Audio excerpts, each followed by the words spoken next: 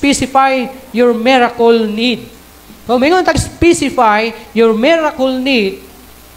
Kung doon na kay gusto sa Ginoo, for example, ngayon ka nga gusto ko, mahimong mag-alagad sa Ginoo. Kaya nga itong topic kay how to have a fresh start with faith. Kung gusto nyo ka, mahimong faithful sa Ginoo, pero there are certain na mga butang di asi mong kinabuhi nga maoy na himong hinungdan nga nung dili ka inana ka faithful sa Ginoo.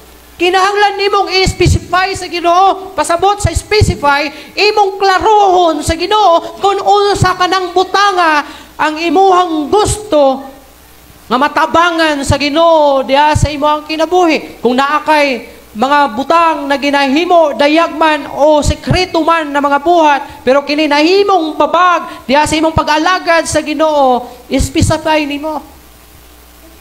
Ha? Total sa Ginoo mo na nimo istorya. Dili man na nimo istorya sa imong asawa, sa imong mga anak, o sa imong ginikanan, o sa imong silingan, especially kung sekreto siya, pero pwede nimo na isulti sa Ginoo. Ayaw ka balaka, dili man chismoso ang Ginoo na iyahang isulti ang imong gisulti ngadto sa iya. Kinahanglan nimong i-specify sa Ginoo kung unsa nga klase nga unsa ka ng butanga diha sa imong kinabuhi na gusto nimo usabon. Ipausab nimo sa Ginoo kay mao kini ang nahimong babag. Anong dili ka inana ka faithful sa Ginoo. Tanawan ning tao na si Bartimeus. Balikan nato. When Jesus heard him, he stopped and said, "Tell him to come here."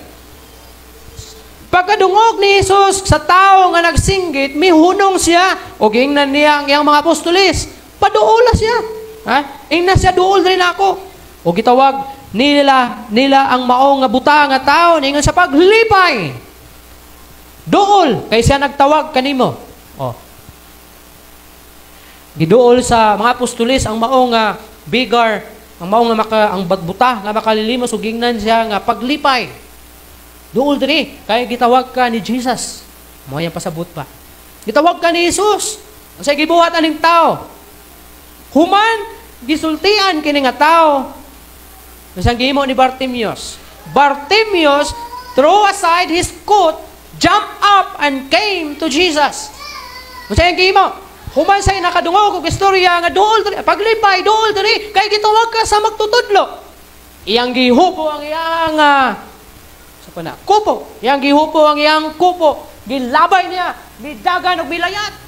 Di ba? Jump up, lukso man siya. So milukso siya. Ano man? Sa kalipay. Kaya gipaduol siya sa maong Jesus. Ngayang gituuhan nga makatabang sa iya. Kabalo mo, unsay indication sa unsay kahulugan sa kining coat? Ha? Ang coat katong kupo nagsimbolo to sa iyahang nahimo na tong trademark or nahimo na to niyang cover og nagpailan na to sa iyaha nga siya usa ka buta ug usa ka makalilimos.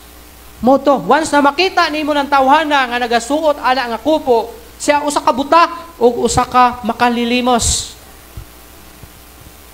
Mo to ang nagpaila kaniya nga mauni siya usa ka buta, usa ka makalilimos. Pero sa diha nga gitawag sa ni Jesus, aron paduolon sa iyang gihubo, iyang gilabay ang mao nga nagpaila sa iyang pagkamakalilimos o pagkabuta. Igsuon, kini nga tuang kinabuhi na nagpaila ka nato kung kinsa man ta. Kung kini bang kinabuhi is kinahanglan og refreshment. Kay tingali, kini nga kinabuhi, dili inana ka makapahimaya sa Ginoo. Ang Dios nagtawag kanimo. Gitawag ka sa Ginoo kay basin na say gusto ipabuhat sa imo, hubua ang imuhang daan na pagkatao. Hubua ang kinabuhi nga diin dili makapahimaya sa Ginoo.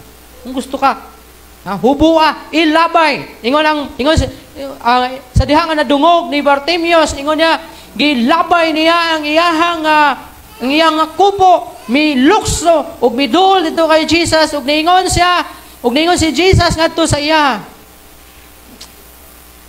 Unsa ba ang imong gusto nga akong himon kanimo? Sa ingon ni Bartimeus, May rabay, magtutudlo, akong magtutudlo. Mingon ang buta. Yun niya, gusto ko nga makakita. See? Buot niya talikdan ang iyahang daan na pagkatao. Buot niya makaikyas sa kinabuhi nga diin naila siya nga usa ka buta o usa ka makalilimos. Buot niya talikdan, mao ang iyang kilabay ang mao nga kot, ang mao nga kupo ug may dagan sa milukso padulong kay Jesus. Sa diha nga mingon si Jesus kaniya, unsa bang imong gusto nga akong buhaton kanimo?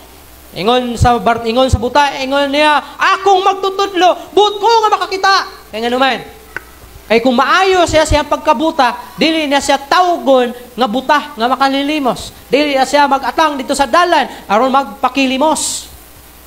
Munang gusto niya makakita, kay gusto niya talikdan ang iyang daang pagkatao. Dapat inana ta. Hubuon nato ang mga butang nga may hinungdan, may babag sa atuang pag-alagad sa Ginoo. Pinaagi sa pag-specify, pag-surrender sa Ginoo. Ang gikinahanglan sa blind man nga usabon nga mausab diya sa iyahang pagkatao nga maulian siya sa iyahang pagkabuta. Kay kung maayo siya siyang pagkabuta, dili na siya bigar, dili na siya blind man, kundi mahimo nang usab ang iyang kinabuhi. Kay posible dili siya makalilimos. Na naman makita naman siya. So posible manarbaho na siya. Og mahimo nang nindot ang dagan sa kinabuhi because all his life naalang diya sa daplin sa kalsada. Nakilimos. Sabi tang makakita ka ng mga tao diya sa dalan nga nakilimos. Except anang mga napay mata, madagko paglawas. Pero naa jud kay makita nga butag yun. Mawala jud siya choice kundi magmakilimos. Magpuyo diya sa dalan, tanang adlaw siya kinabuhi. Inaana ni si Bartimeus. O gusto niya nga makaikya sa klase nga kinabuhi. Manang ingon niya, gusto ko makakita. And then, giayo sa Ginoo. Manang hagit sa tuwa, i-specify na sa Ginoo. Kung unsa man ang babag, nga naila ka, nga inaana ka. For example, ang imuhang tawag sa imuha kay butangiro, usaba na, pangayua sa Ginoo, unsay dapat usabon. Hindi na ka mahimong butangiro para usab na ang dagan sa imong kinabuhi. Mausab na bitaw ang perception sa tao. Mausab na ang imong image. Ano naman na? Kung sa may usabon sa ato ang kinabuhi, ipausap sa ato sa Ginoo.